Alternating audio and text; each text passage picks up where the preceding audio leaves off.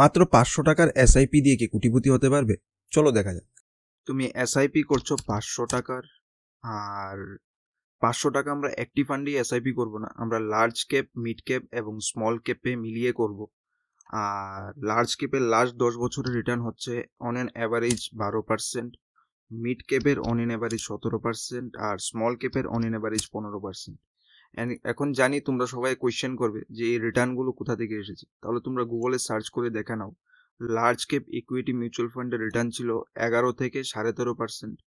আর যদি আমি mid cap ধরি, তাহলে মিড ক্যাপের লাস্ট 10 বছরের রিটার্ন ছিল 17 থেকে 18%।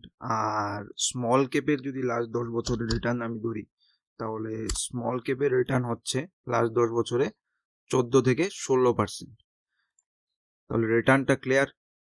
এবার আমরা যদি 12%, 17% এবং 15%-এর অন অ্যান অ্যাভারেজ 15% রিটার্ন ধরি, আর আমরা ইনভেস্টমেন্টটাকে যদি স্প্লিট করে দিই, যে 100 টাকা তুমি লার্জ ক্যাপে, 200 টাকা মিড ক্যাপে এবং 200 টাকা স্মল ক্যাপে তুমি ইনভেস্ট করো, তাহলে 10 বছরে তোমার টোটাল ইনভেস্টমেন্ট অ্যামাউন্ট হবে 60,000 টাকা।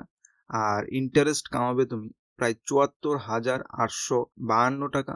আর তোমার টোটাল ফিউচার ভ্যালু হবে 1,34,852 টাকা।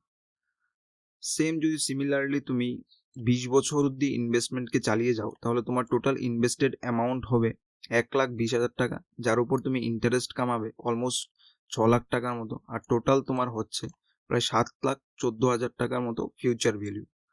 আর এই ইনভেস্টমেন্টটাকে তুমি 30 বছর অবধি যদি কন্টিনিউ করতে পারো, তাহলে তোমার টোটাল ইনভেস্টমেন্ট অ্যামাউন্ট হবে 1,80,000 টাকা। আর টোটাল তোমার ফিউচার ভ্যালু হবে 32,03,000 টাকা। 40 বছর যদি এই শুধু 500 টাকার এসআইপি ইনভেস্টমেন্টকে চালিয়ে যাও, তাহলে 2,40,000 টাকা তোমার টোটাল ইনভেস্টমেন্ট হবে, যার উপর তুমি ইন্টারেস্ট কামাতে পারবে 1,36,00,000 টাকা। আর তখন তোমার ফিউচার ভ্যালু হবে ইনভেস্টমেন্টের প্রায় 1,35,00,000 টাকা। তো এই হলো লং টার্ম ইনভেস্টমেন্টের ম্যাজিক।